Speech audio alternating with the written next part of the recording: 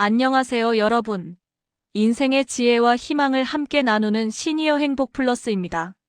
오늘 저희가 준비한 이야기는 단순한 가족 간의 다툼을 넘어 우리가 평생을 걸고 지켜야 할 존엄의 가치와 용기의 진정한 의미를 뼈저리게 되새기게 하는 사연입니다.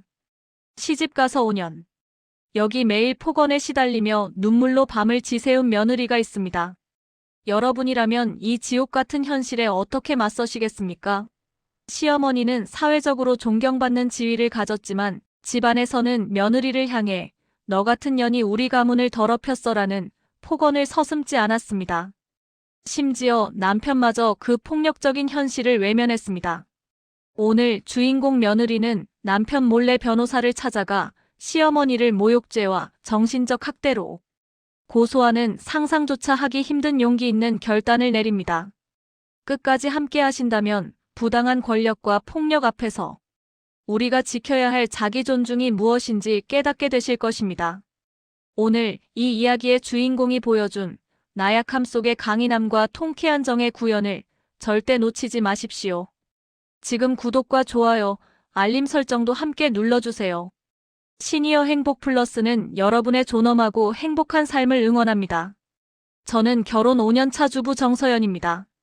모든 결혼이 행복할 수 없다는 건 알았지만 제 결혼 생활이 이토록 지옥 같을 줄은 상상도 못했습니다. 시어머니는 대외적으로는 존경받는 대학 교수였습니다. 학자로서 명망이 높았고 늘 우아하고 교양 있는 모습만 보여줬습니다. 하지만 문을 닫고 들어온 집안에서 저는 시어머니의 가장 비열하고 악마적인 모습을 마주해야 했습니다. 결혼 첫날부터 시어머니는 저를 탐탁지 않아 했습니다. 제가 명문대를 나오지 않았고 저희 친정이 경제적으로 시댁만큼 여유롭지 못하다는 이유 때문이었습니다. 그분에게는 오로지 가문과 경제력만이 사람의 가치를 결정하는 기준이었습니다. 너 같은 년이 우리 가문을 더럽혔어. 내가 너 때문에 사람들 얼굴을 어떻게 들고 다니겠니? 내 친정에서 도대체 뭘 보고 배웠니? 가문. 시어머니는 늘 그놈의 가문을 입에 달고 살았습니다.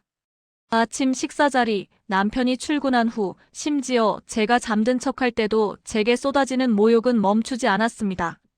특히 제가 부엌에서 설거지하거나 혼자 있을 때 일부러 큰 소리로 저를 깎아내렸습니다.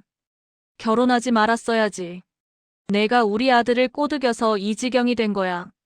나는 내가 끓여준 국은 쳐다보기도 싫다. 내가 하는 음식은 천박한 냄새가 난단 말이야. 저는 하루하루 숨막히는 감옥에 갇힌 기분이었습니다.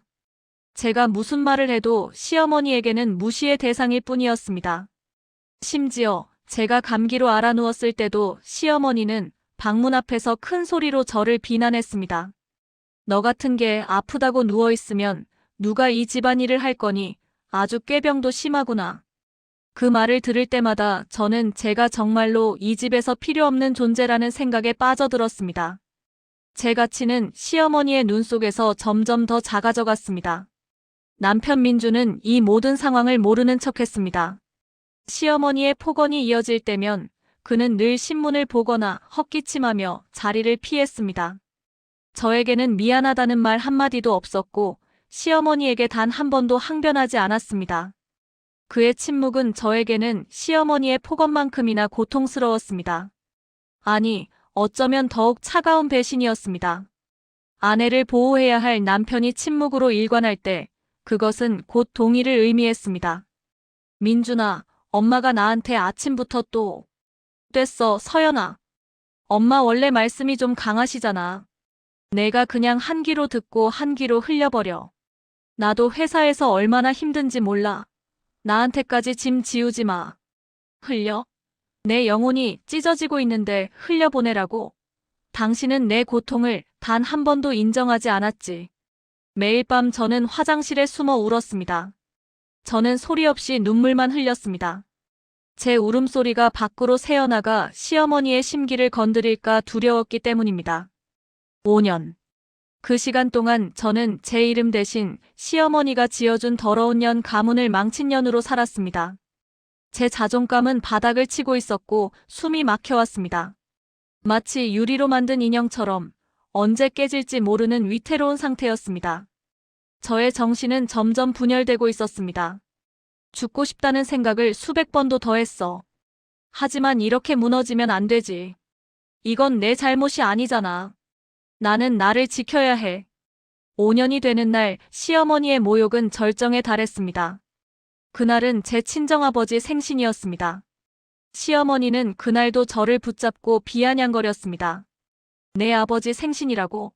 그래서 내가 우리 집 재산을 빼돌려 내 친정에 보태줄까? 봐, 불안해서 잠을 못 잔단다. 내 친정 수준에 우리 집 돈이 들어가면 안 되지. 내 아버지한테 가서 우리 아들 돈 한 푼도 못 준다고 전해라. 저는 그 자리에서 얼어붙었습니다. 온몸에 피가 차갑게 식는 것 같았습니다. 제가 시어머니의 발언에 대해 항변하려 하자 시어머니는 더욱 큰 소리로 저를 몰아세웠습니다. 감히 나한테 눈을 부릅뜨고 대들어. 너 당장 이 집에서 나가. 우리 아들에게 집만 되는 년 같으니라고. 너 때문에 내 인생이 망가졌어. 그 순간 뭔가 제 안에서 끊어졌습니다. 5년간 참아온 한계선을 넘었습니다. 저는 그날 밤 남편에게 마지막으로 매달렸습니다. 민준아, 제발 우리 엄마한테 말 좀 해줘. 나 정말 더는 못 버티겠어. 나 좀 살려줘, 응? 나 정말 당신 아니면 기댈 곳이 없어. 서연아, 내가 이 집에서 나갈 수는 없잖아. 엄마가 내 앞에서 한 말, 내가 직접 들은 건 아니니까 내가 오해한 걸 수도 있고. 그냥 좀 참고 넘어가면 안 될까? 내가 나중에 용돈 좀 더 드릴게. 이런 일로 집안을 시끄럽게 만들지 마. 들었든 안 들었든 당신은 모르는 척했지. 당신의 그 침묵이 나를 지옥에 밀어넣었어. 당신은 이미 나를 버렸어. 그 순간 저는 깨달았습니다. 남편은 제 조력자가 아니라 시어머니의 공범이라는 것을 말입니다. 5년 동안의 모든 절망과 고통이 한순간에 분노로 폭발했습니다. 눈물은 말랐고 대신 차가운 분노가 제 머릿속을 가득 채웠습니다. 그래. 이제 울지 않아. 이 고통을 끝내려면 내가 스스로 칼을 들어야 한다. 가장 조용하고 가장 치명적인 방식으로. 저는 그날부터 남편 몰래 시어머니의 폭언을 녹음하기 시작했습니다.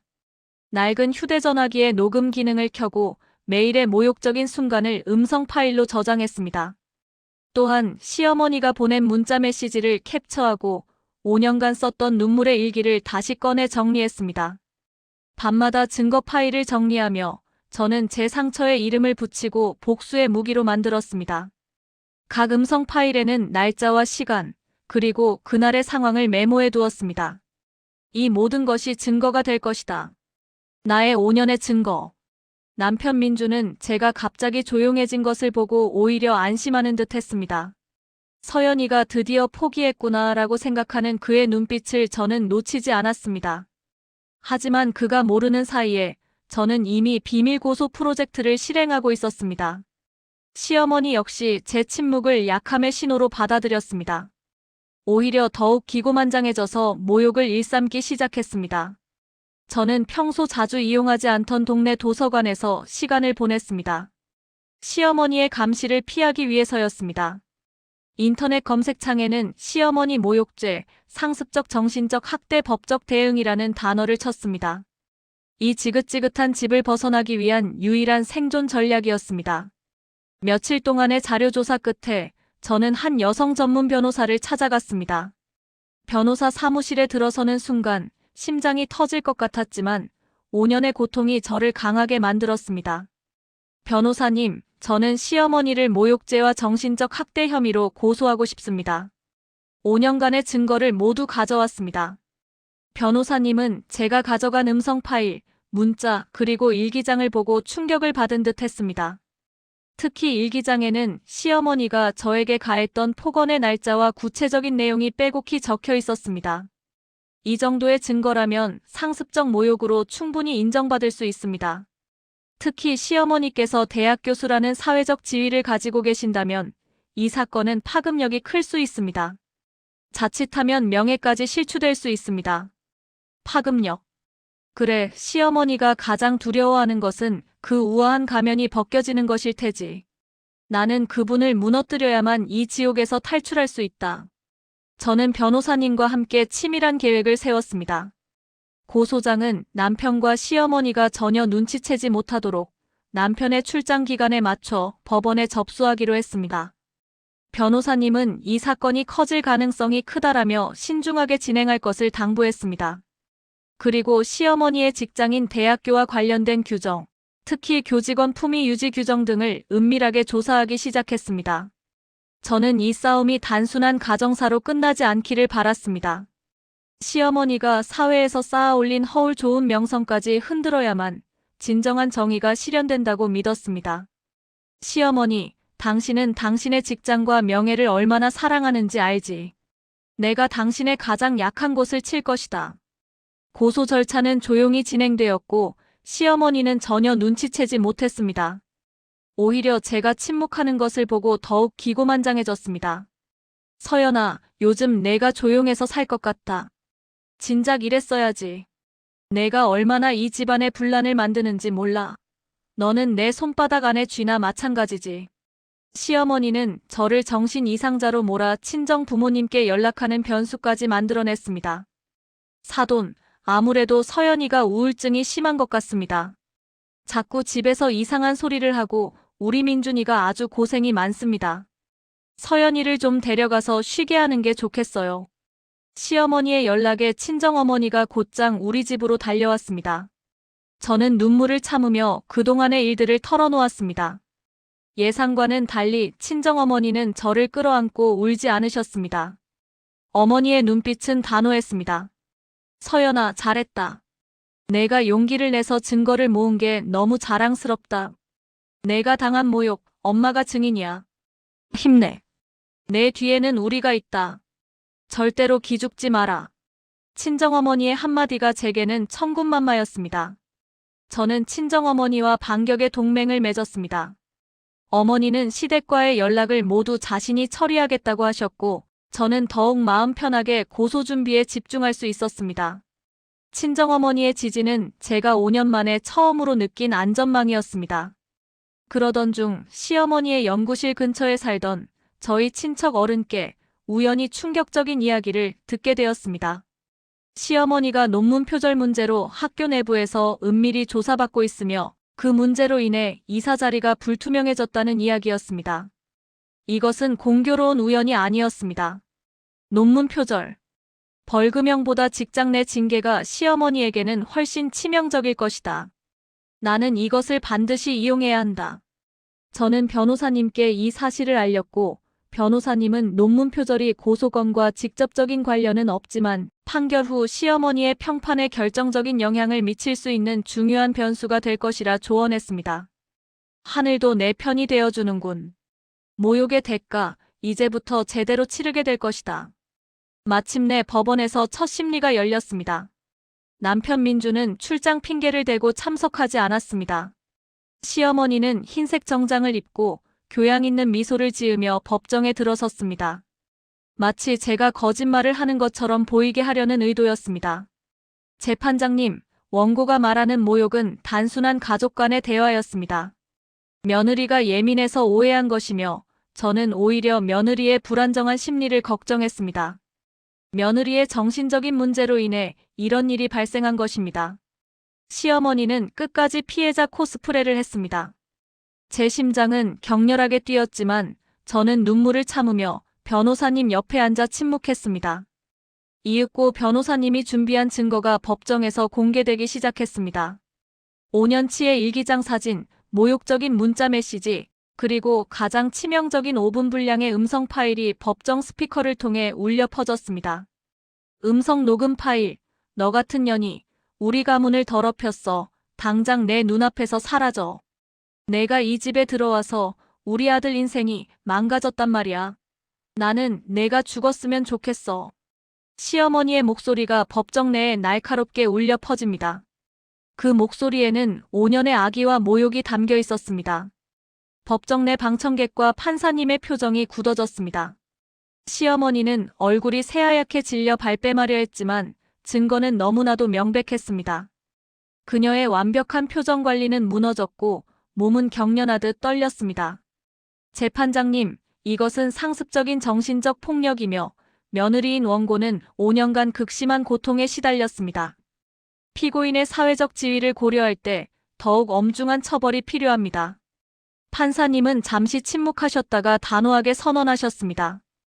피고인은 상습적으로 원고를 모욕하고 정신적 학대를 가한 사실이 명백합니다. 이는 단순한 가족 간의 다툼이 아닌 명백한 범죄입니다. 그 순간 시어머니의 우아했던 가면이 산산조각이 났습니다. 그 충격적인 표정을 보며 5년간의 제 모든 고통이 정의로 바뀌는 결정적인 전환점을 느꼈습니다. 시어머니는 법정에 무릎 꿇린 채 고개를 들지 못했습니다. 이 순간을 위해 내가 5년을 버텼다. 당신의 그 오만한 미소를 무너뜨리기 위해. 며칠 후 법원으로부터 판결문이 도착했습니다. 판결은 시어머니에게 벌금 300만 원 선고였습니다. 저는 허탈함을 느꼈습니다. 5년간의 지옥 같은 고통의 대가가 고작 300만 원의 벌금이라니. 변호사님, 300만 원이요? 저의 5년의 삶이 고작 이 정도의 가치밖에 안 되나요? 원고님, 형사고소의 목적은 죄가 있음을 증명하는 것입니다. 벌금형이지만 국가기관이 시어머니의 죄를 공식적으로 인정했다는 것이 중요합니다. 이 판결이 향후 이혼 소송에 결정적인 유리함을 줄 것입니다. 하지만 시어머니는 그 벌금형조차도 인정하지 못했습니다. 벌금은 대수롭지 않게 생각하고 오히려 저를 향한 보복을 준비했습니다. 감히 내까지 깨 나를 고소해. 너는 우리 집안에 발도 못 들릴 거야. 내가 너를 사회적으로 매장하게 시키고 말겠다. 당장 내 친정으로 돌아가. 더 큰 위기는 남편 민준에게서 왔습니다. 출장에서 돌아온 그는 법원으로부터 날아온 벌금 고지서를 보고 분노했습니다. 그의 분노는 시어머니를 향한 것이 아니라 자신의 체면을 구긴 저를 향한 것이었습니다. 정서연, 내가 감히 엄마를 고소해? 미쳤어? 이 모든 게 내 회사에 알려지면 어쩌려고? 너 때문에 우리 집안이 망신당했어. 넌 우리 엄마한테 사죄해. 민준아, 당신은 5년간 나를 외면했어. 나는 살려고 발버둥 친 거야. 닥쳐. 나는 내 얼굴 이제 못 보겠어. 당장 이혼해. 내가 널 이 집에서 내쫓아줄게. 내까지 꽤 뭐라고 우리 집을 박살내. 이혼. 남편은 모든 것을 파괴하려 했습니다. 제가 시어머니의 폭언을 참아내지 못한 문제 있는 며느리로 낙인 찍히고 결국 쫓겨날지도 모른다는 가장 어둡고 위태로운 순간을 맞이했습니다. 남편의 이중적인 폭력에 저는 숨이 막혔습니다. 이대로 물러설 순 없어. 내가 5년을 참고 모은 증거가 고작 이혼으로 끝나게 할 순 없다. 내 영혼의 복수는 이제부터 시작이야. 이젠 법의 심판을 넘어 세상의 심판을 보여줄 것이다. 저는 이혼 요구에 맞서 싸우기로 했습니다. 하지만 이번에는 단순한 감정 싸움이 아니었습니다. 시어머니의 죄를 사회적으로 심판하고 남편의 비겁함을 만천하에 공개하는 것이 제 목표였습니다. 저는 변호사님과 상의 끝에 시어머니의 벌금형 판결 기록을 공익적 목적으로 언론사에 제보했습니다. 또한 시어머니가 재직 중인 대학교의 윤리위원회와 교직원 평의회에도 익명으로 판결문을 보냈습니다. 저는 시어머니가 그렇게 자랑스러워하던 명예를 스스로 부수게 할 작정이었습니다. 며칠 후 사건은 절정에 치달았습니다. 지역 뉴스에 명문대 교수, 며느리 상습 모욕죄로 벌금형 기사가 터져나왔습니다. 대학교 윤리위원회는 즉각 시어머니에 대한 징계 절차에 착수했고 이미 문제가 되었던 논문 표절건과 엮여 사퇴 압박을 받기 시작했습니다. 시어머니의 평생을 바친 명예가 한순간에 무너져 내렸습니다. 그녀의 우아한 가면은 산산이 조각났습니다. 서연이 너, 내가 감히 내 명예를 짓밟아? 내가 너를 가만두지 않을 거야. 너는 끝까지 내 발 아래 짓밟힐 것이다.